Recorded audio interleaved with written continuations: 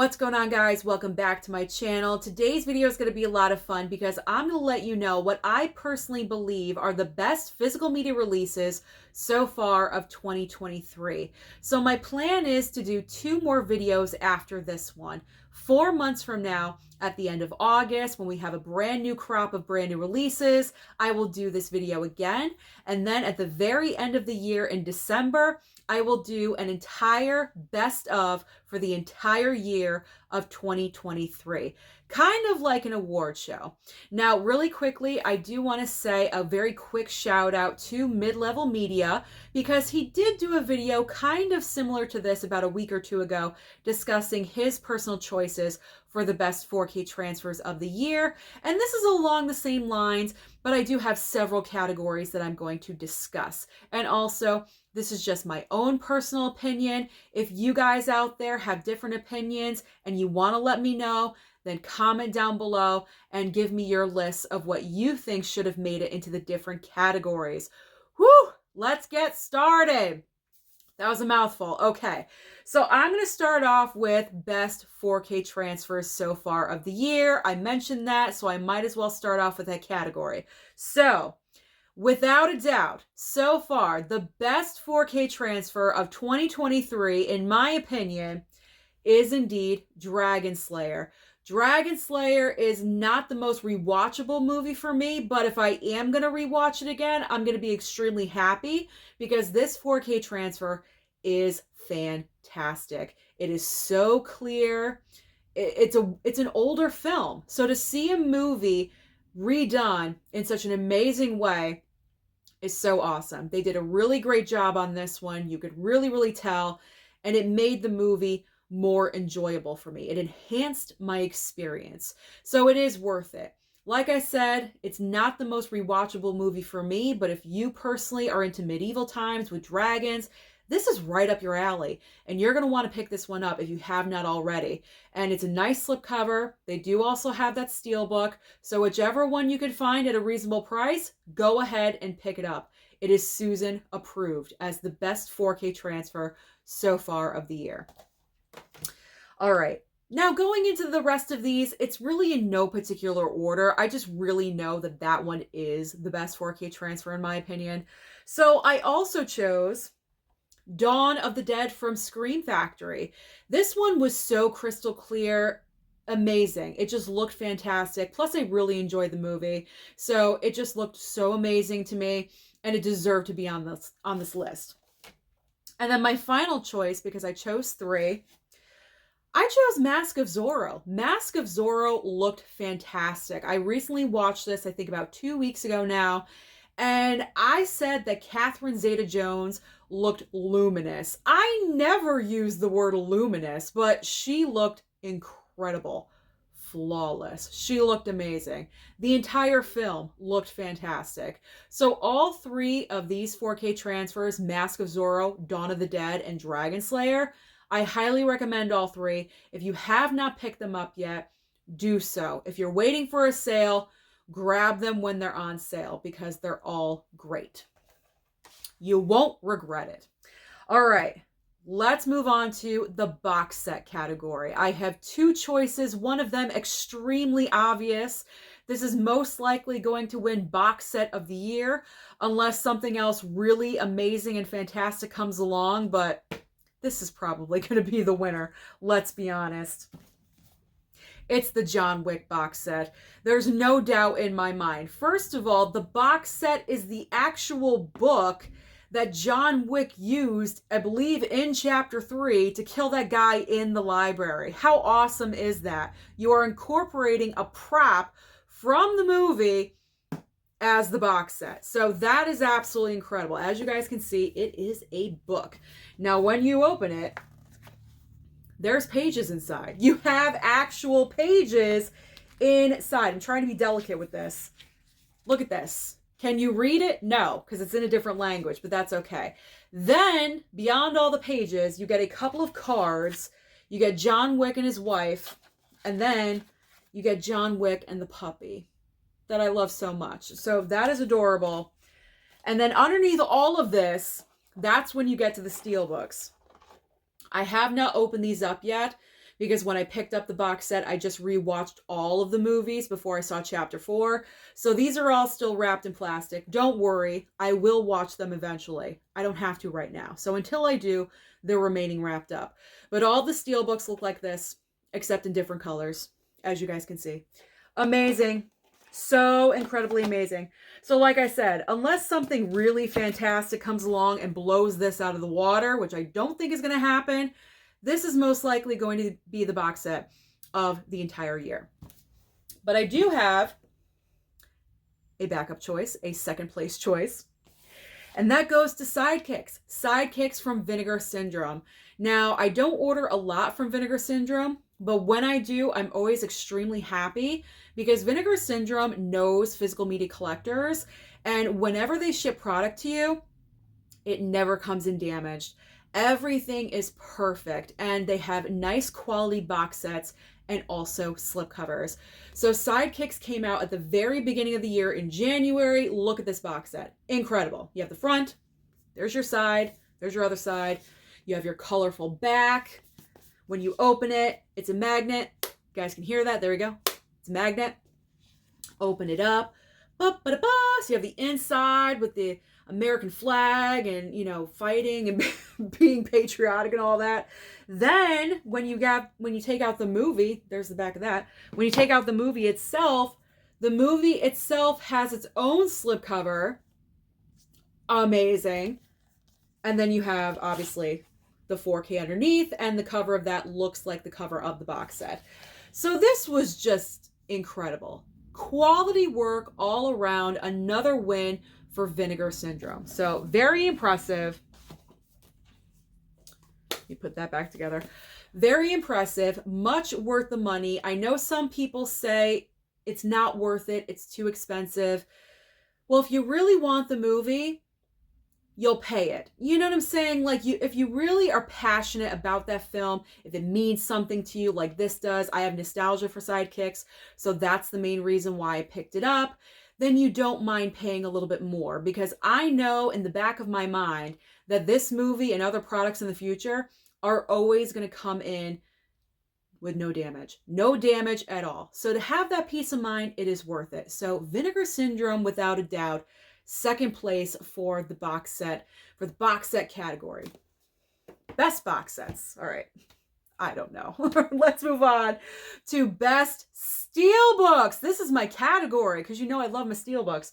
So, which steelbook out of all the steelbooks that I've been picking up, not really a lot, I got to be honest. I have been focusing on slipcovers lately, but which one of the steelbooks so far this year do you think is the best one so far? The answer may surprise you. I don't know. It is not from Lionsgate. It is not a Lionsgate steelbook. It is a very recent pickup. It's Flashdance. So far for me, Flashdance is the best steelbook of the year because the steelbook itself embodies the entire decade of the 80s. It's bright, it's colorful, it's obnoxious, a little bit gaudy and tacky, and that's what the 80s was. Flashdance, great movie. I like the movie. A lot of you misunderstand me with Flashdance. I enjoy the film. I just don't understand the hype over it. So that's why I believe it's kind of overrated. But I do enjoy the movie. Iconic pose. You have Jennifer Beals right on the front. I mean, you see this, you know what the movie is. You don't have to see Flashdance. You know, just this, and you know it is Flashdance. And the back, bright, bold, with What a Feeling, in pink and black. So this is definitely, so far, the steelbook of the year for me. Others that I really enjoy, The Box Trolls. And I chose this one because the artwork on the steelbook and the color palette defines the reason why we collect steelbooks. Look at this. It's incredible. It is amazing. So bright, so colorful. Can't take your eyes off it. And my final choice for steelbooks so far this year is from Lionsgate. So which one of my Lionsgates made the cut? I chose Warm Bodies. I just really enjoyed how this one looked because of the creativeness with like his heart cut out right here. how he looks on the cover. There we go. R, I believe. And then you lift off the slipcover and there you go. You have a great cover underneath of that. And there's the back. Avoid the ring light. And it looks absolutely incredible and amazing. So, Warm Bodies has made the list of the best so far of the year. Congratulations. Okay, so now we are getting into best slipcovers, 4K and also Blu-ray.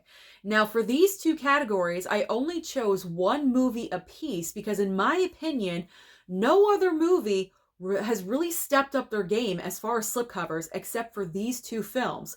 So this should come as no surprise for the best 4K slipcover so far of the year because I've said it again and again. And like the John Wick box set, unless something else incredible comes along, then this is going to be the 4K slip of the entire year. It is Texas Chainsaw Massacre. This is one of the best 4K slips I have seen ever. ever. It's so creative. You have the eyeball, the focusing in on the eyeball. You have Leatherface inside of that eye with the chainsaw, the tear coming down, the fear coming out of that eye. You're feeling that emotion off of a slipcover. That's amazing. How many slipcovers do that? Not a lot. Again, it embodies the entire movie on the slipcover. Just like Flashdance Steelbook embodies the 80s, this embodies fear, the emotion of fear. That's pretty incredible. I may be sounding a little weird when I say that, but it's true. I get fear automatically when I see the slipcover. So this one definitely is the best so far. And then as far as Blu-rays go, I am choosing Party Girl. I went through my list because as a type A personality, yes, every single brand new release this year, I've written down that I've picked up. And personally for me, out of all my Blu-ray slipcovers, this is the best one. It's fun, it's funky, and it just, like the other movies, it embodies what the film is about. You get Parker Posey twice. I mean, how can you lose with this one? I love it. Love the slipcover of Party Girl. I rewatched that movie, had a lot of fun. Okay, we have two more categories left. So the next category is the best cheesy fun. Ooh, these ones are good. These ones are good. All right, because, you know, we always pick up movies that aren't necessarily Academy Award winning, and we just need to let loose and have just a stupid movie night. We all need those in our lives. So these are the top 3 so far of 2023. You've got The Dentist Collection. You have not one movie, you have 2 cheesy fun movies in this Vestron title. I watched both of these movies back to back one night and I had the best time. I was just in the mood for something really cheesy Velveeta, and The Dentist Collection definitely stepped up to the plate. It was so bad but good, and I enjoyed every second of it. Every second. And this is a Vestron title. They are so cheap. You can pick this up for, I believe, $12.99 or something like that. So if you like cheesy fun, pick up The Dentist. What are you waiting for? Gotta put Megan on the list. Have to put Megan. This movie came out of nowhere. It became like a little phenomenon. It made almost $100 million at the box office. Megan really performed in all areas, and she's just cheesy fun. What can I say? Best cheese. One of the best cheese so far of the year. And what would best cheesy fun be without Cocaine Bear? I mean, this one's pretty obvious. If you don't have Cocaine Bear on your best cheesy list, I don't know what we're doing here. I mean, let's be honest. You gotta have Cocaine Bear on the cheesy fun list. I had fun with all 3 of those. When you really don't want to think too much about a movie, you just want to relax, maybe it's been a really long day, those are great movies to pull. All right, final category, best surprise. These movies surprised me in some way, shape, or form. Either I just didn't expect to enjoy it or some kind of surprise. So I actually have 4. Going first with Rocky IV. Now, I am a fan of Rocky IV. However, when I picked up this steelbook, I chose to watch the theatrical and also the director's cut back to back because I wanted to see the real difference between the two of these movies.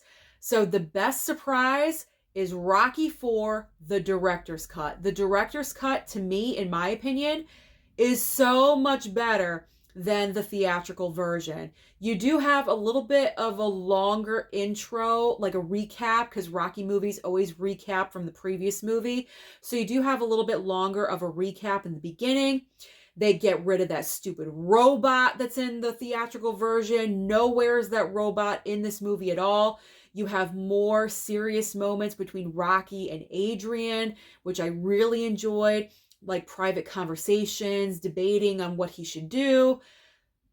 Fantastic. I don't understand why it wasn't made that way to begin with, because Sly Stallone really worked hard on this one to put out the director's cut, and it's like a night and day difference. It's almost like a completely different movie. I just really loved it. So that's the surprise, how much I love the director's cut more than the theatrical. Okay.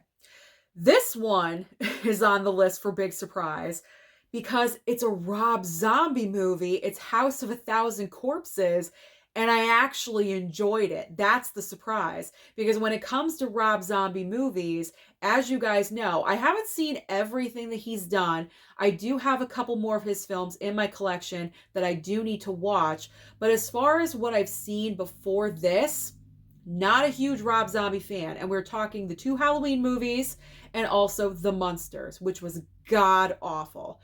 So when I put in this one to watch, I didn't really have a lot of big expectations. I had like dirt level expectations. And you know what? It wasn't that bad. The main complaint I have with this movie is that it is a kind of an obvious ripoff of Texas Chainsaw Massacre. But if you can get beyond that and like just enjoy everything going on, and it's hard to say because it's pretty much all about murder and mutilation, but if you can embrace it for what it is, I really enjoyed the beginning of the movie. You had Captain Spaulding, and he's an interesting, great character. And once we got to the house and we got the introduction of, you know, Sherry Moon Zombie's character, she was a little bit annoying, but I could overlook her for the most part and just, you know, focus on other elements going on in the movie. You know, she didn't really annoy me as much as in other films. So that is an improvement. That's a massive improvement. So this one surprised me with how much I actually didn't hate it. I did not hate this movie. A Rob Zombie movie, and I embraced it. And I enjoyed it. I enjoyed it. Okay. That's the reason why that's one of the biggest surprises. Okay. Exorcist 3. This one surprised me because I did not think I was going to enjoy this one as much as I did. I was like on the edge of my seat with this one. By the way, I almost put this movie with the better of the 4K transfers, because the 4K transfer with Exorcist 3 is really good as well. But I chose this for the surprise category, but it could go in either one. So if you want to pick up Exorcist 3, I recommend this one as well for the 4K transfer, but it just missed the 4K transfer best of category. But yes, this one surprised me because I was just so involved with the movie. I've only seen the first Exorcist one time. That's it. So it's definitely a movie I need to revisit, but Exorcist 3 is like its own film. You really don't need to watch the other movies to appreciate it for what it is.